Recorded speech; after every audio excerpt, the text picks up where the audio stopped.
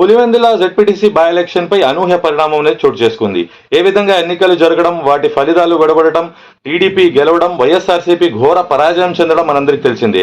అయితే దీనిపై ఎస్సీ ఓటర్లు Andhra Pradesh SC commission KS Jawahar గారికి కంప్లైంట్ చేయడం జరిగింది. ఆ కంప్లైంట్ స్వీకరించిన కమిషన్ ఏదైతే ఎస్సీ ఓటర్లను నిర్బంధించడం, వారిపై దాడులు చేయడం, వారికి రాజ్యాంగం కల్పించిన హక్కు ఓటు అనే అస్త్రాన్ని వారు సద్వినియోగం చేసుకోకుండా వారిని ఆపేయడం మరియు ఎన్నో అక్రమాలపై ఓటర్లు ఎస్సీ కమిషన్ కు అప్రోచ్ అవగా ఎస్సీ కమిషన్ జిల్లా కలెక్టర్ చెరుకూరి శ్రీధర్ గారికి నోటీసులు పంపించడం జరిగింది.